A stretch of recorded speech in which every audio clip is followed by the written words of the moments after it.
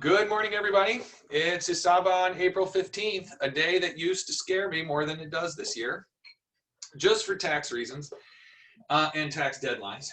But today, I've got lots of things to be excited about, and number one is sharing this meeting with you all and support from our sponsors, annual sponsors for ESABA. We'll do a welcome and some greeting introductions in just a minute, but just want to say thank you to our sponsors, Ideal Printers, DB Creative, Harrington Langer and Associates, State Farm and the Office of Juan Cervantes State Farm, the Sane Foundation, M Health Fairview, St. Paul Federal Credit Union, the St. Paul Port Authority, Highway Credit Union, Metro State, Sunrise Banks, Walters Recycling and Refuse, Health Partners, and the Neuroscience Center right there on Phalen, and a new, who's not even on here yet, but just joined this week as a sponsor, Mueller Memorial. So thank you, sponsors. Let's see who's on the show with us today. We'll have a deeper introduction for Lower Phalen Creek Project. They're our presenters today, but if you're from Lower Phalen Creek Project, just give us an initial wave. There's Maggie and Michelle and Sam. Good to see all three of you this morning. If you are part of a business on the east side, if you run an east side business, give us a greeting, give us a wave. Okay, we've got Krista Schnelly from the St. Paul Saints, Kai Lawson, who is an AFLAC representative, lives on the east side, Chelsea Diarmond, TC Tubes, you put the name of your business in there this time, that's great. Does vintage electronics and fantastic to have you on the show. She was on for Solar Town Hall last week and is back. So that's great, she's a return offender. We love that here. All right, if you are a part of an East Side, oh, did I get everybody who's a part of business? I think so. If you're a part of an East Side nonprofit, go ahead and give us a wave. Okay, so Krista with the Mounds Park, Historic Mounds Theater, Jean Melanson with Cornerstone, Elaine Wiseman at Hazel Park Learning Center, Sarah, welcome Sarah from the East Side Arts Council. Who else? Haley Ball from Urban Roots, Katie Matson-Daly from The Beloved, Rebecca from 12 of my favorite nonprofits, but including the District 4 Community Council and Eastside Elders, Lilia from Eastside Arts, and let's see, Anne Massis from Guild. Anne, click on your camera if you can, and Crystal Hollins from 180 Degrees. Fantastic, great. Terrific. I'm glad you all could join us. So Anne's new, Crystal's new to the show. If this is your first Eastside Connect, give us a wave. We're so glad to have you.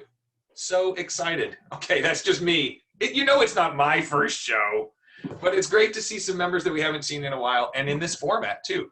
Great to see Sarah. Great to greet Anne and Crystal. Anne and Crystal, who I just talked to in the last week and a half and invited to be on. All right. There's Crystal saying hi. Hi, Crystal. Hi. So glad that you're on. Thank you. All right, terrific. So go ahead and drop any, yes, that's great. I'm seeing that lots of you are putting greetings in the chat. We'll use the chat to ask questions and connect. Today, I'll be watching the chat, and I'm gonna hand things over to Maggie. Maggie, should I hand things over to you to host and share screen? Sure. Okay, I can work on that in just a second. Oh, it looks like we also have Councilmember Jane Prince. Hello, Jane Prince, how are you? I am great. I'm so delighted to be here. We are happy to have you. I can't stay for the whole time. Okay. I just wanted you to know, and I also just wanted to mention that I heard from one of our restaurants that the 11 o'clock time for these meetings is not perfect. Why not, Jane? And I just wanted to share that. And then I also wanted to say how thrilled I am to be here for the Wakan Tipi presentation. So thanks, everybody. Terrific. Glad to have you on. Yes. No, we know that, there's this big thing called lunch that we all enjoy that comes on right after our meetings. That makes it hard for our restaurant members. Council member, I'd love to follow up with you about the member that reached out about that too, because we want to involve and embrace and connect with all of our members. So go ahead and check out the agenda that I've put in the chat. We've done some of that. We're ready to to kind of move on, we'll have some time for announcements at the end as well, and some exciting things. We'll talk a little bit more at 11:45, as I mentioned, about what's gone on this week and do a little update on that as well. All right, so Maggie, I'm working on giving you the power. All right, here we go. It is yours. Take it away. Awesome. Well, hey, honey, wash day. Good morning, everybody. My name is Maggie Lorenz, and I'm the Executive Director for Lower Phalen Creek Project and Wakan Tipi Center. And we wanted to come here this morning and just share a little bit about our work as an organization, and then our project to develop this 9,000 square foot interpretive center at Bruce Vento Nature Sanctuary. So that's who I am. I'm also here with Michaela Bowman and Sam Wagner, who are our program staff. So I'll let them introduce themselves. And actually, Michaela is going to start us off with a virtual tour of the nature sanctuary for those of you who haven't been able to get down there. So I'll let Sam and Michaela introduce themselves and take it from there. Hello, my relatives. Michaela Makapia, Damakota, de Sisituan, Coachpeton, Ayate Hemataha, Petug de Nina Iyomakpie. Hello, everyone. My name is Michaela. I come from the Sisseton Wahpeton Dakota people, and I'm really happy to be here today. Super happy, super excited. Maggie, have you, sorry, I wasn't able to see if you gave me like co-host ability. I just allowed you to everybody to share screen, so you should be able to. Lovely. Awesome. Alrighty. Well, I will get us going here with a little virtual presentation.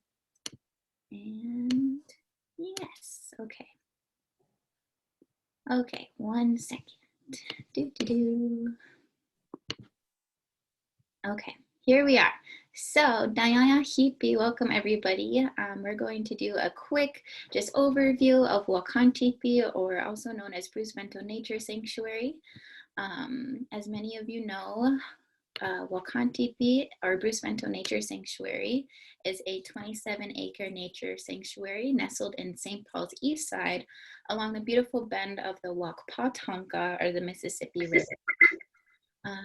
Wakan Tipi is a beautiful pocket of nature in the heart of the city, a place to escape what I like to call the concrete village and greet all of our relations. It's a beautiful place to be, especially if you live on the east side or just generally have lived in the city your whole life. Whenever I go down to Wakan Tipi, you're just embraced by our animal relatives, our plant relatives, our winged relatives. It's a wonderful and beautiful place to be.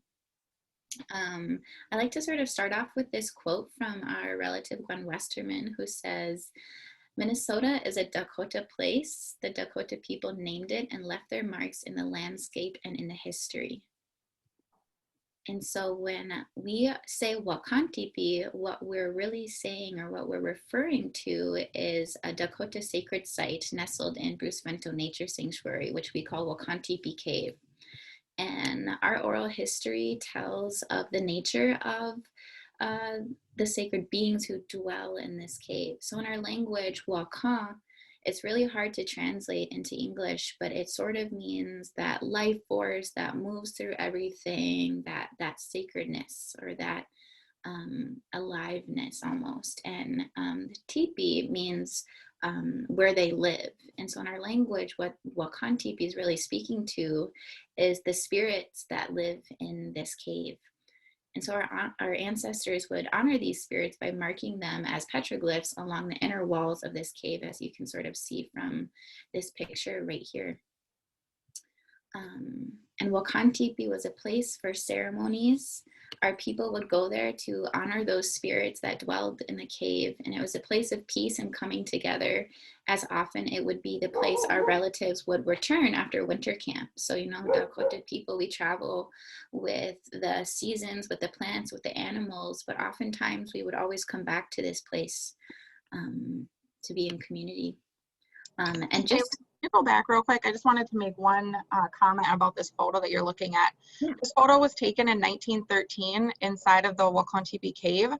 And this actually is a delegation of Blackfeet Indians who were here to promote with I think it was President Lyndon Johnson, I can't remember, who opened Glacier National Park. And they were, so they took a delegation of these Native people throughout the country to promote Glacier National Park. And when these Native folks came to St. Paul to promote the national park system that was beginning, they made a special request to come to Wakan Tipi, and they had a ceremony at the burial grounds up along the bluffs in what is now Indian Mounds Regional Park, and then they came down to the cave to leave their prayers and offerings in the cave as well. So I just wanted to make a notice of, or a mention of that, because I think it's important that people understand that this is not just a sacred site for Dakota people, but was recognized as a sacred site throughout Indian country.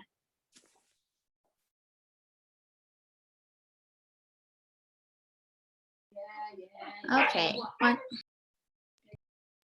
Sorry about that. Alrighty, 1 second to the next one. And just so we can get a picture of what this area that we call home looks like and look like, this is a photo from the Historical Society. Sorry if you can hear the dogs, of Taoyate Duta's village at Kapoja. And I really, really love sharing this image in this picture, because to me, when I look at it, all I can think is Midakuya Oyasni, are all of our relations, because we have the people in this photo, and you can see that connection to the Wakpatanka, or the Mississippi River, down below. And then up above, you can see that Indonesia Ska, or those white sandstone bluffs that we see all along the riverfront of St. Paul. And in the top right corner here, I don't know if you can see my cursor, you can see our scaffolds, and this is where we would place our relatives after they passed on, to then bury them in the mounds that we're all familiar with. But I just love this picture, this painting, because it gives us a really clear picture of just the way the land was and looked, and how we all related to each other. And here's just another picture of that Indonesia scar, those white sandstone bluffs. And in our language, we actually call St. Paul, the entire area of St. Paul, Indonesia Ska. And Mani is our word for water, and Ska, that's our word for white. And it's talking about this white bluffs that were carved from the water during the glacial times. And I love our language for how it places us in this space, you know, for generations, for thousands of years. But like most places we find in the Twin Cities, Wakan Tipi has a storied history, you know, meaning it beginning as a Dakota sacred site, but then with the coming of colonization, industrialization, and settlers, that our relations really changed to this site. And so soon this area became a point of popularity among Euro-American explorers once Jonathan Carver visited Wakan Tipi in 1766, excuse me, and again in 1767 when he lived with a Dakota for 6 months. And then after that, because he wrote this journal about his experience, it then became the earliest Minnesota cave published in literature. And so it became extremely popular. A lot of Euro-American settlers came to this site to, quote, discover it and explore it. And then, you know, Major Stephen Long of the U.S.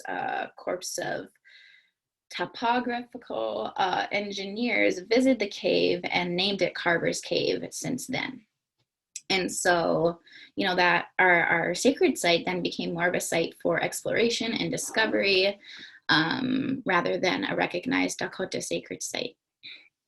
And then, you know, following the War of 1862, Dakota people were exiled out of the state of Minnesota, out of our homeland, and we weren't able to care for these spaces anymore. And in the late 1800s, St. Paul businessmen started building railroads to maximize the city's exports. I'm sure many of you know a lot of our trade was done by steamboats at this time. And so, you know, fun fact, but also sad fact, all of St. Paul's riverfront to this day is now entirely man-made, because in this time period, the railroads came in and a lot of St. Paul businessmen ended up blasting with dynamite into the riverfront.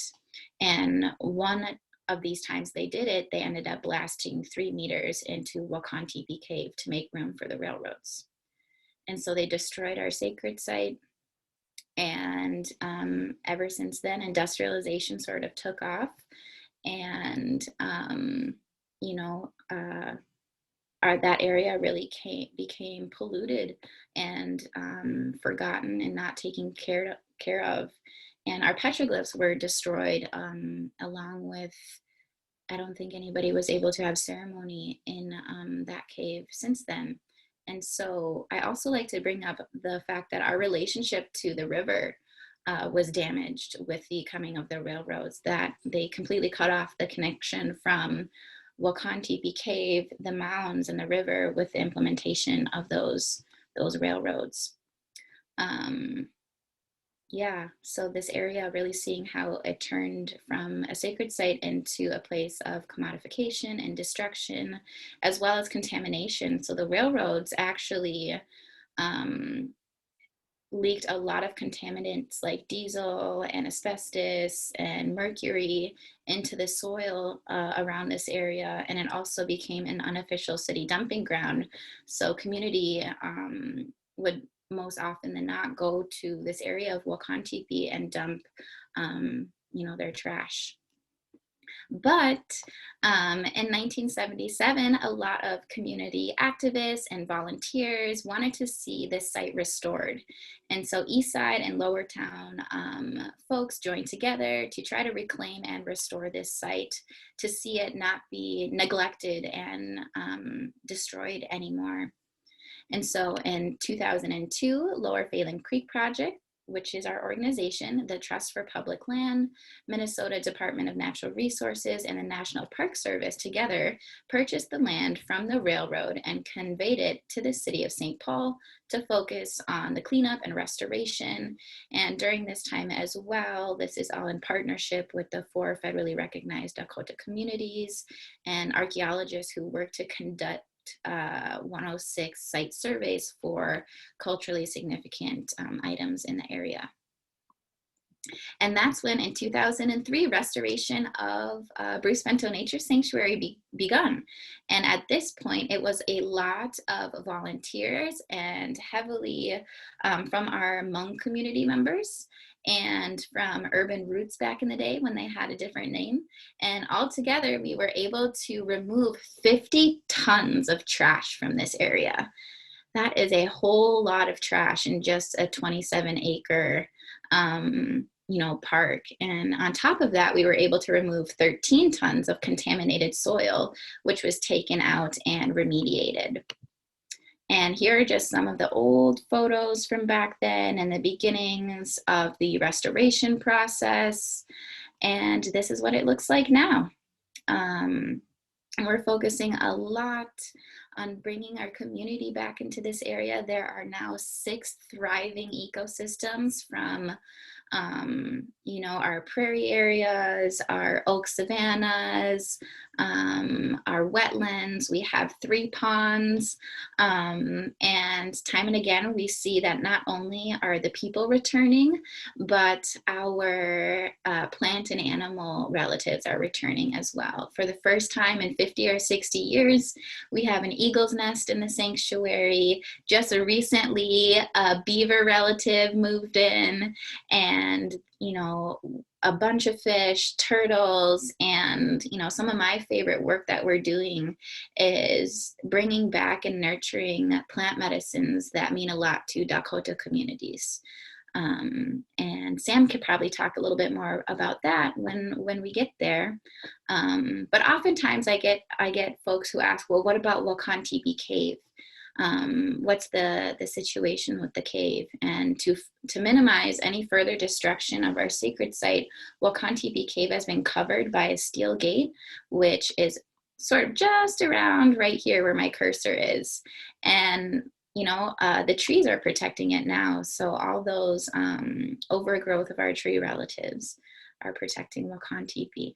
And that is sort of where we are. Here's a video, but for the sake of time, I won't share it, but it's really talking about how a lot of the work we do has to do with bringing in youth and into the sanctuary and reconnecting. So in 2019, we brought around 20 or 30 students from Harding High School to Wakan Tipi to learn more about some of our plant medicines, and then to plant and reintroduce a lot of these relatives that haven't been at the sanctuary for a really long time.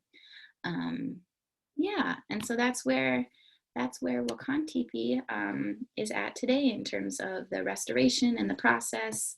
And I just wanted to do a brief introduction in case some of you might know the history. Really happy to share that. Thank you for listening.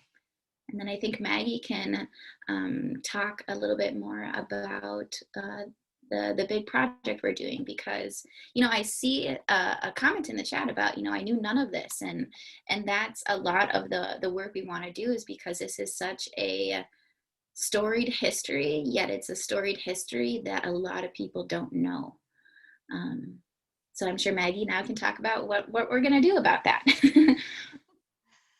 Thank you so much, Shayla. I love the presentation that you do when you do that virtual tour of the sanctuary, and like the history of how it, just the whole history of the site itself. It's so amazing to hear about that every time. But yeah, so we are, in order to bring this history to the general public, and because there are a lot of people don't know not only about this history of this specific place and how significant this is, but also because we know that a lot of people just don't have accurate information about American Indian people, culture, and history in general. And so we want to create this site, create this building, this center, as a place for community to learn not only about the history of our sites here on the east side of St. Paul and the larger Bdote region, but also just about who our Dakota people, Anishinaabe people, and Native people, Ho-Chunk people as well. A lot of people don't know about the Ho-Chunk history in Minnesota. So we're really happy to be bringing that education and history and through this project. So I'm going to share a little bit, another little PowerPoint with you guys about our project for the Wakan Tipi Center. So let's see. I am going to, it's kind of hard because the little thing is behind the, I think I can just start slideshow from here. But okay, let me see.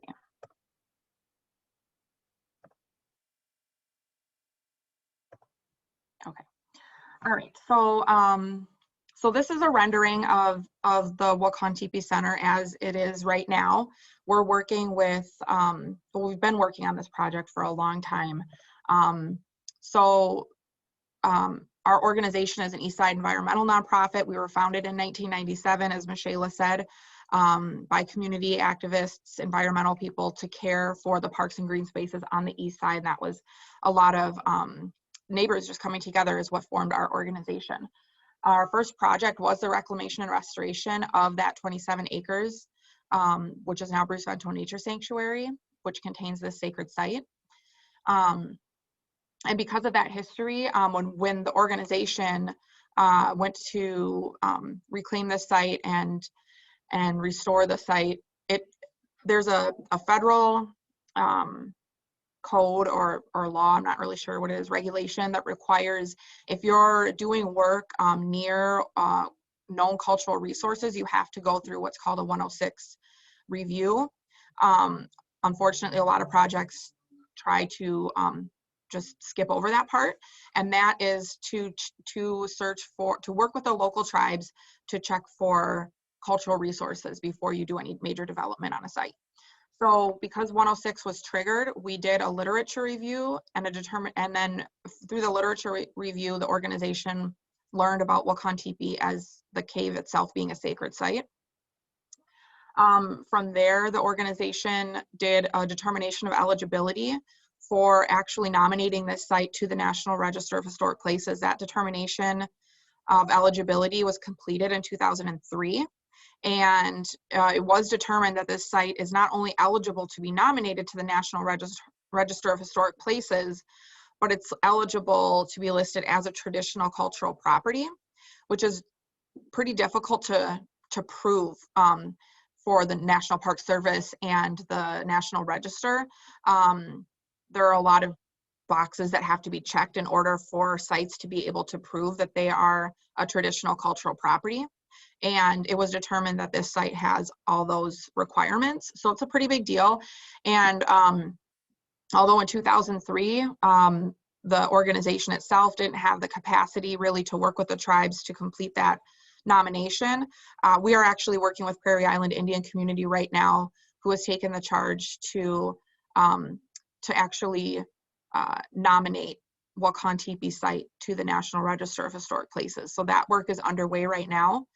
And we also in 2004 completed a monitoring phase 1 and 2 archaeological investigation of the site. So our organization learned a lot about the significance of this site back in the early days before Bruce Vento Nature Sanctuary was actually open to the public in 2005. And because we all learned so much through that process, leaders and legislators at the time when the sanctuary was open determined to create an interpretive center on the site to provide education about that history. And so we've been working on this as an organization for a very long time. But part of that work was building relationships we didn't have at the time, particularly with Dakota communities and Dakota people. And so the organization was all non-native at the time. And so it took quite a while to develop those relationships. And as that started happening, there was some time that Lower Phalen Creek Project, you all might remember, was doing some investigation into whether or not that old warehouse building down there could be rehabbed and restored into a cultural interpretive center and some other things. There was that urban oasis project that was considered for that property, but it was determined that that building was not, we weren't able to save it. And so that building was taken down in 2015, and at that time we signed a development agreement with the city of St. Paul to design and construct a new interpretive center at that piece of property. The name Wakan Tipi Center itself was gifted to the organization by Leonard Wabasha, who is a traditional Dakota hereditary chief from the Mdewakanton Dakota community. He also serves as a cultural resource officer at Shakopee Mdewakanton Sioux, and he's been part of our advisory committee for many years. So in 2018, we received our first bonding for the project in the amount of $3 million. And that really is what kickstarted this from just a dream to potential reality. And we've done a lot of kicking things into high gear since then. Part of this work was becoming a Native-led organization. So our leadership, our board leadership at the time, through a lot of learning and conversations, decided that the direction that the organization was going, they felt it wouldn't be as authentic if that work was led by non-Native people. So after building a lot of relationships, the organization determined to become Native-led, and ultimately we did become Native-led in 2019. More than half of our board, well, currently half of our board and a little more than half of our staff members are American Indian identified from the Oceti Sakowin, which is Dakota, Lakota, Nakota. And what that means for us being Native-led is that we lead from a foundation of Dakota values and Dakota worldview, but we serve the entire community and work with the entire community. So this is just some images of our board members, our current board members. And our project development team is Native-led as well. So we are working with Sam Olbixson. He is White Earth Ojibwe. He is the owner and principal architect for Full Circle Indigenous Planning. We are working with a Native-owned and woman-owned construction advisor through Loeffler Construction, and we're really happy to be working with a woman-owned project manager at Milestone Realty. We also, through this whole process, have assembled a Native-led community advisory committee to help us make decisions through our pre-design and now moving into our interpretive planning process. So this is an image of the building itself. Some of our, that has come through our pre-design process. As you can see, there's this round beige area. That's kind of the exhibits area for the center, which this will be right at the entrance to Bruce Vento Nature Sanctuary. I'll get to that in a couple slides, but this just gives you a little bit. There are going to be some permanent exhibit space, some temporary exhibit space. We're going to have a large gathering space that is dividable, so we can have small classrooms or a large gathering space, teaching kitchen area, also office areas and meeting spaces. So really excited to be developing this asset for the east side. This is just a little bit of a pulled back view. So you can kind of see the parking lot is where the current parking is. If you've ever been down to Bruce Vento Nature Sanctuary, this image just shows it that we're going to expand that parking lot to make room for more parking. And then we're going to where the trail currently enters the nature sanctuary. There will be a roundabout so that school buses for field trips can get dropped off, and there will be some elder parking up in closer to the building as well. And this is just a little bit, oh, sorry, let me go back.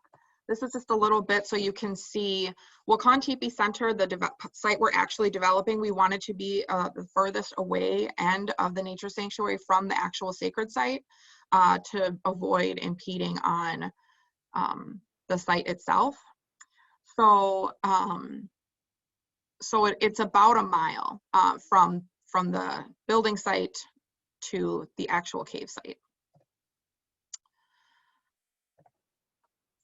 Again, these are just some more images of where our project site is in context to the larger east side and downtown St. Paul. This darker green swath, I guess, of land here is Indian Mounds Regional Park. And it's kind of hard to see, but this map came from the Indian Mounds cultural landscape study that's currently happening in the city of St. Paul. And what that landscape study did was try to do a better job or updated job of identifying where the cultural resources were in Indian Mounds Regional Park. And you can see the red dots.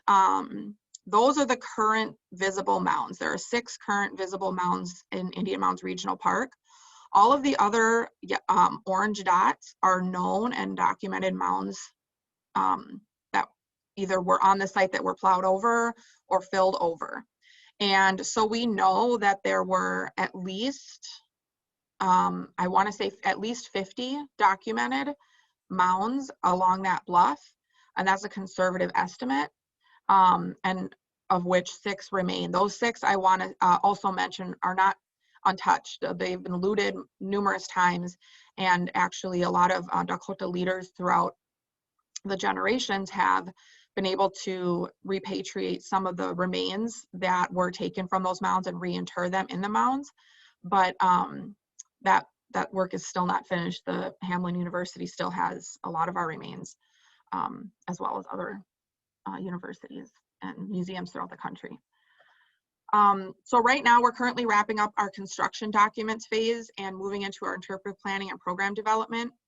We are set to start construction this August if we meet our fundraising goal. These are our current funders, which there are a lot. So we're really grateful for all of the support from both sides of the river, Minneapolis and St. Paul, a lot of individual support, small foundations. The state of Minnesota has been a huge supporter, as well as the National Endowment for the Humanities.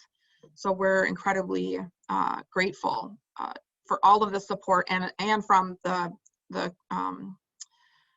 Dakota communities, Prairie Island and Shakopee. So this is overall, it's a $9.3 million capital campaign that includes a $750,000 operating reserve we're hoping to raise, and that will help us maintain the building for the 15-year long-term lease that we have with the City of St. Paul. So it's just so everybody is aware, this is not a building or property asset that will be owned by Lower Phalen Creek Project. This is the City of St. Paul project, and we are partnering. So the building and the sanctuary are owned by the city. But the construction project itself is an $8.6 million capital investment on the east side. So far, we've raised 6.4, and we're looking to raise an additional 2.2 by June, which is a big number, and we're really hoping we can pull that off. But we currently have some requests in for a third round of bonding and some legacy fund dollars in the legislature at this time. So we're really hoping that that comes through.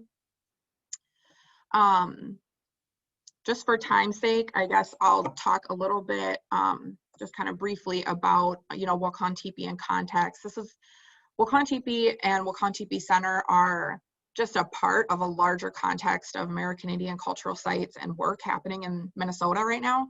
On the east side, we have Indian Mounds Regional Park, the study we just did at Boys Totem Town, and the work that's happening at Pig's Eye Regional Park, which is a known Dakota village site.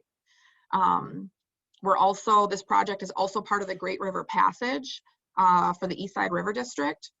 And we're also working pretty closely with Shakopee Metawakan Sioux community and starting to work with the University of Minnesota on their Understanding Native Minnesota initiative and Transform Minnesota, which were both just given a lot of resources and funding to help educate the larger public and community in the state of Minnesota about Native people and strengthen our relationships with the tribes between the state.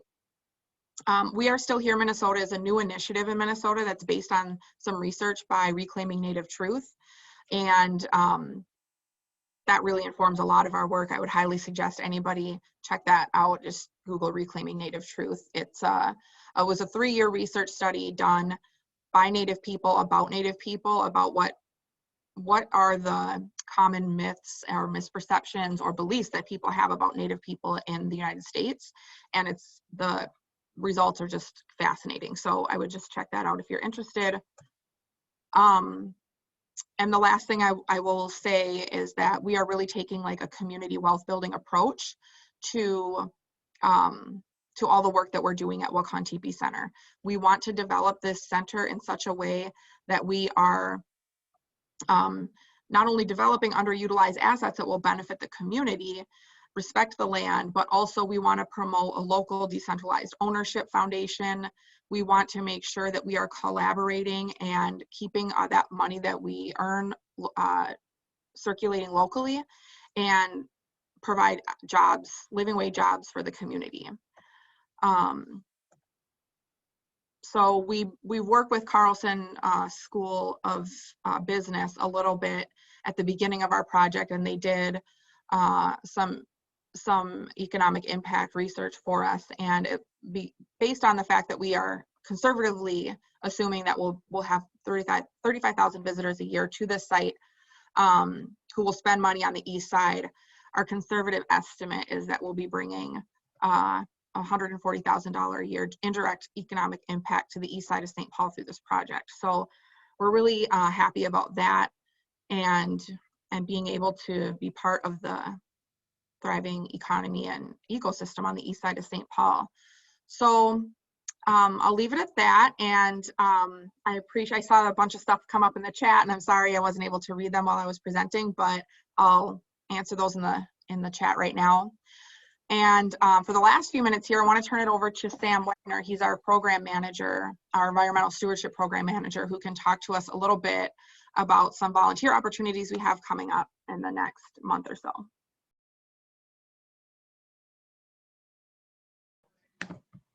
Thanks so much. It feels so like a tough act to follow, Maggie and Michaela, who do such an incredible job of summarizing all the beautiful work that we do. I like to start out by just mentioning that I am one of our non-native staff members, so I feel so incredibly fortunate to be a part of this work and part of this team. I learned so much from my colleagues, and then to be able to share that with the general public is really an honor. So I think Maggie and Michelle did an incredible job of talking about the big picture, about what we do, you know, the values that we provide to the community over a long term. I'm just going to take a couple minutes to talk about ways that you can get involved with our work right now, today, this week, this month. We are in the midst of a spring fundraiser. We're over a quarter of the way to our goal, and I'm going to drop a couple links in the chat. We really encourage folks to support us, whether that's to help us get the Wakan Tipi Center up and running in the next year or two here, or whether that's to help support our ongoing work. We have some great, exciting opportunities coming up where we're looking to even expand our team a little bit and increase our presence on the east side. I should also mention that I think one of the best ways to share our work is to welcome people to Wakan Tipi and to the Bruce Vento Nature Sanctuary itself.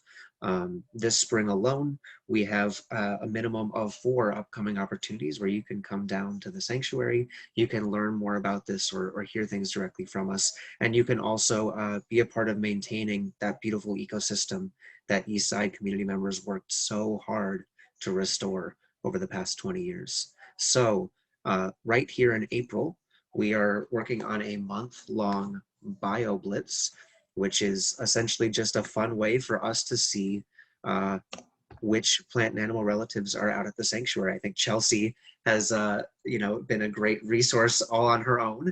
And so the link I just dropped is an online record where we're encouraging people to either download this iNaturalist app or take photos of plants and animals that you might see if you're taking a walk down there. So Crystal, next time you're down there, you might be able to capture, maybe you'll see that muskrat or the beaver. In terms of events, I'll try to keep it brief, but April 24th, we're going to be at Bruce Vento Nature Sanctuary as part of the citywide Earth Day cleanup.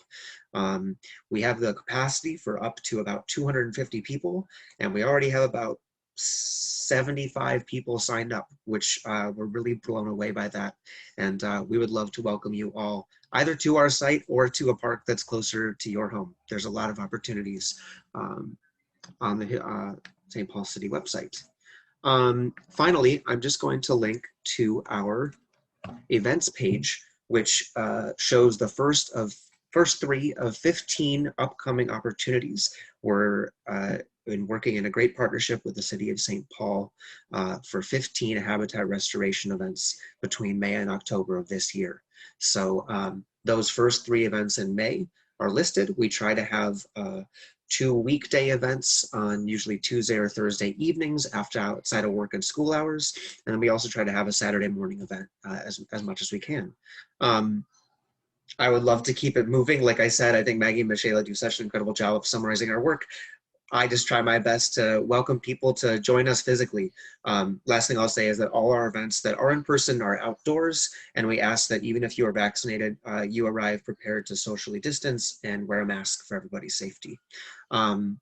With that, I will just invite you to direct any questions about the center to Maggie and any other questions about our programming to myself or Michelle. So thank you all so much. Thanks, Sam. Thanks, Michelle. Thanks, Maggie. We had some great conversation in the chat going on. Check out some responses there.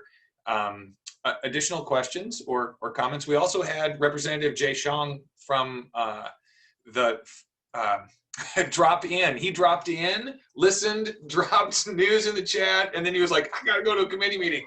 And he jumped out again. So we didn't even get to say hi to him. Anyway, it's great to also have our representatives on the show. But he mentions the bonding money, Maggie. So that 2.2 million to raise before June is such an awesomely ambitious goal. And how close you are, to that $9 million mark that you're working on. Just so exciting. Do you want to say anything about places that folks can go to participate in that, or where we can know more about how we support your work in that way? Yeah, well, we are, we're always looking for new connections. So if anybody has any connections to people who want to get in on donating to this project in that kind of a way, we would love to hear that, because we are planning. We're really confident we're going to be able to close this gap by June. so that we can break ground in August. But other than that, we have our spring fundraiser going on right now, and we've raised about $1,800 against what we're hoping to raise $7,500 to continue our operations and support our staff right now through this work. So yeah, we're just really excited, and any ways that people can show up, whether it's volunteering in the sanctuary, donating a few bucks here or there, or just helping us make contacts, those are all great. Those are all great ways that you can support our work. Terrific. Really terrific. Wow, break ground in August. That's like the most exciting phrase I've heard. What a week to celebrate. Like, that's incredible. That's incredible. That is incredible. Wow, I can't get over it. Very exciting. Other questions or things to connect here? Any other kind of, is there a link to sign up for cleanup? Katie asks. Is that right on that that event? I think she's probably looking for it, Sam. Yeah. I think Sam or Michaela would know if that link, I know it was broken from our website, but we can drop the City of St. Paul website link too. Sorry, I just missed that. Was that with regards to the volunteering events? Yeah. And the citywide cleanup? Yeah, so I linked to lowerphalenCreek.org/events. From there, it's broken down by date, and all of those event blocks have links to the city's system where you can register for free, and the registration is just so that the city knows how many people to expect. Terrific. Okay, thank you. Great news. All good. Really exciting. Thank you so much, Maggie and Michaela and Sam. Let's switch gears just a little bit. Also, just great to see Haley Ball on the show too. Urban Roots mentioned by their previous name and contribution to this project too. Another great opportunity to just say, this is one of those examples of East Side organizations and East Side residents really working together, right? So community design was the, what was that historic name, Haley? It was the Community Design Center of Minnesota, so we shifted to Urban Roots. It's less of a mouthful. Yeah. Well, that's always important. That's the best reason to change your name. I don't know. Okay. But fantastic. Also, just great history. ESABA celebrates 30 years this year, so we're also interested in these historic roots and these historic projects that really kind of show that East Side emerging culture and what it emerges from. It emerges from these kinds of connections that make us strong and have all the way back. So thanks so much for the contribution today, Lower Phalen Creek Project, and for a great conversation. Shifting gears just a little bit, we'll talk a little bit about announcements. Also, Anne has her camera on right now. And Anne, I'm pretty sure I said your name wrong earlier because, did I? Go ahead and just say hi, Anne. Okay. Okay, cool.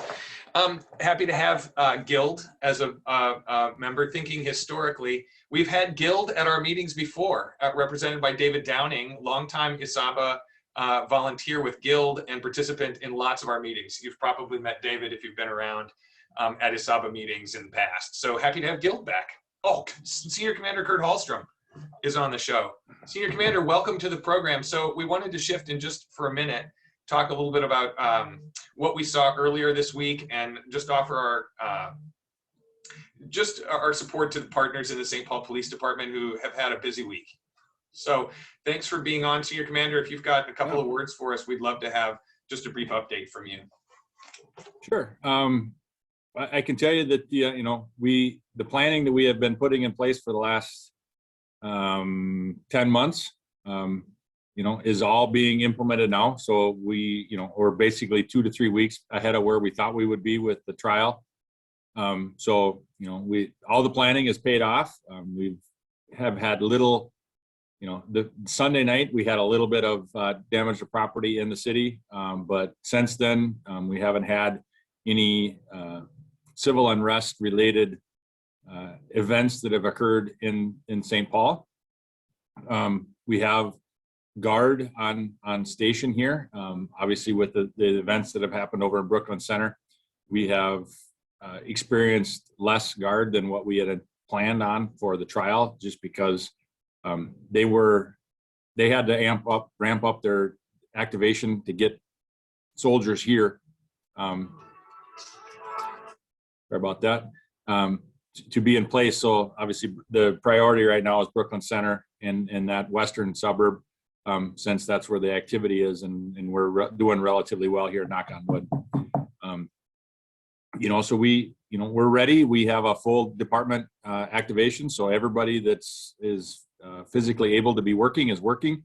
We're still trying to flag the 911 calls and do the investigations and things like that. So, we're doing great. We appreciate the support. What I can say about the event is it's a terrible, terrible, tragic event that happened. And, I wish that it wouldn't have happened. And, the city of St. Paul has carried a lot of water with this stuff. And it's not just the police, it's the entire community, being the capital city and having some of these large institutions here, we are a focal point. And I don't know what else I can say other than my heart hurts a little bit or a lot of it, I should say, that this event occurred in the first place. So. Thanks, Senior Commander. Does anybody have any questions? Yeah, specifically related to this? And just also to say, I can share for the association being in the loop, there were 4 businesses damaged on Sunday night on the east side. They were not, so as far as we understand, they were not interconnected or related. They were diversely spread across the east side. There were 3 convenience stores and a cell phone store. I've been around to visit with all of those, with all of those businesses. So if folks have follow-up questions or want to connect about ways that we could support our neighbors, we surely can just reach out to me for that. But communication on that regard has been really good with the city, and I appreciate that, so that we can reach out and connect as neighbors. One other thing I'll just say about that is, we had hoped, and I think we all hope that Shatika Flowers said this earlier this year. She said, how do we work on when unsettling events happen? How do we work on not being traumatized or not being unsettled? We are traumatized. How can we help support our community and stay connected in a way that helps us be strong and helps us work together? Those are our challenges as an association. So Senior Commander Hallstrom, I appreciate your being here and being open to have some questions and connections at this time. And I just also want to thank you for the work that we've done in the last 6 weeks with you to just be present as we talk about how to do this. We wish that communication could allow us to know if trouble is coming down our street, so we know how to board up or know what to do. As we can tell, and this has been kind of an opportunity for us to learn, we're not going to know if trouble is coming down the street. We need to take some precautions. If we are considering taking some precautions, we need to start moving those plans forward now. And that's what ESABA has worked to do. You'll find right on our website resources for businesses and organizations who want to think about, like, what does an emergency plan look like? What would an evacuation plan look like? What could we do to help secure our physical site so we're not worried about it, and so we can be less disturbed and unsettled in that way, because we will have prepared. So those are things that I invite you to also just check out. That was my update at 11:45. Other questions for Senior Commander Hallstrom or announcements? I saw one in the chat asking about a curfew. There was not a curfew in Minneapolis or St. Paul last night. As long as things remain status quo and peaceful, I don't anticipate that the mayors will be, seeking another curfew. Maybe as the trial, the verdict comes back, there might be a preemptive curfew depending upon how that goes. But that's a big thing, and we certainly don't want to be overzealous with that tool, right? So there's no need and any reason right now that I would think a curfew will be invoked unless things drastically change for the worse. But for right now, the crux of the protest and demonstration is over in the West Metro. There is one event that we know of today, and it's at a church down on South Snelling. We support those all day long. Please feel, we have everybody's back when it comes to protesting, marches, all of those things. As I've said on these meetings before, we don't we don't want to give the impression that we are leading or following, but like I said, we want to make sure that everybody in that group is safe, and that they go home in one piece at the end of the night, having had the opportunity to express their message. So, you know, we are 100% in support of the First Amendment and the right to demonstrate and march and all of that stuff. It's the destruction of property and the injuring of persons that we can't have happen. So, you know, the St. Paul Police Department, you know, we want to be part of the community. It seems like every time one of these happens, we kind of take a step back, and we have to start building those relationships again, even though it didn't happen here. And the uniform, a lot of people don't pay attention to the uniform, and I've said it. I don't know if I've said it here, you know, but under the leadership of Chief Axtell, we've had conversations and we have taken steps. All of the things that have been proposed by the legislature, you know, the bans on chokeholds. I've never worked at a department that had those neck restraints as part of our use of force. And I've been on the job for almost 25 years now, and I've never ever been taught any of those techniques. Chief Axtell, it's never been here in St. Paul. We train de-escalation, we train tactics, we train slowing down, we train using our voice as much as we possibly can, and we're going to continue to stress it going forward. You know, it's not that we put a blanket statement that we shall not stop cars for expired registration, but it's almost to the point where we're not going to stop a car for expired registration only. You know, they have to be, you know, exhibiting some egregious driving behavior, speeding, dangerous things that are putting somebody else's life at risk. I would wager to guess that most of those types of things that we issue are issued to unoccupied cars parked on the city streets. You know, the number one complaint that I receive on the East District is cars parked that don't ever move on the city street, and whether they're abandoned or, you know, I can't imagine waking up every morning and seeing a pile of junk metal sitting out in front of your house. So we're doing our best to address those and get those off the street. You know, but all I can tell you is we take for granted in St. Paul, and I tell this to the officers, we take for granted that everybody in the country is doing the same things that we're doing. And I am confident that we are ahead of the curve on a lot of things. Doesn't mean that something bad can't happen. But I just want you to know that, you know, Chief Axtell is very committed, as am I, to trying to get out in front of, you know, things that could potentially trip us up, because, you know, relationships, if I've sent you an email at the bottom of my sign off signature line is, you know, relationships are the currency of life. And I believe that it's all about relationships. And if we can't have a relationship where we can talk about things, we can't be effective. So I know I talked to New Hope Baptist Church, Pastor Patterson, Arlington Lutheran, but it's Pastor Pittman's congregation there, but it's also the Lutheran Church. You know, if somebody wants to try to host a healing circle or something, Pastor Patterson is in, Ramsey County is hosting some of those. So those are the locations that, you know, we can go to be safe and have conversations. Thank you, Senior Command. And I see that chaplain, what, Katie, you're the chaplain, right? Yes? Yeah, I'm a pastor. Yep. I pastor a church here on the east side, and I'm available if folks need someone to talk or pray with, or just process and rage with. Great. I'm here. Pastor Chris, I'm trying to think of the church that's right across the street from the Arlington Hills Rec Center. Hills. Yeah, nope.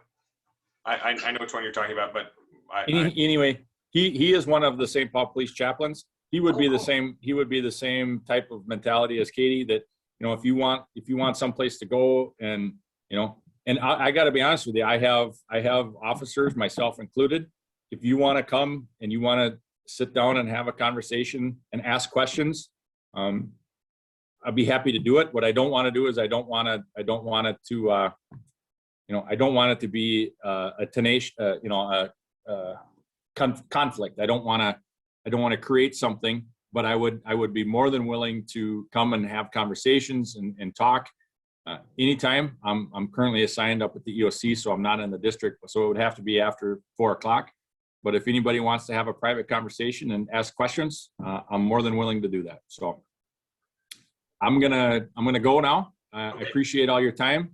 Paris, thank you very much. I've been in contact with David at Sunray, and some guard troops are staying over in Sunray, and you know, the community support for the guard when they're here has been fantastic. So if you see a soldier around and about, you know, let them know that we support them. They've told us that they really, really like coming to St. Paul.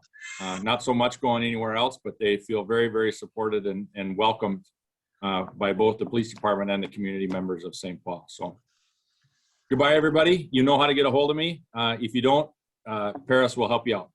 Yeah, you can reach toward me. Thanks, Senior Commander, for being on the call. Bye, we're right at 12 noon. Let's do some final announcements. I dropped some in the chat, but the chat has done a lot of things since I did that, which is great. Thank you all for using the chat. Andrea, do you want to just ask your question about healing circles in a more direct way and also make your announcement?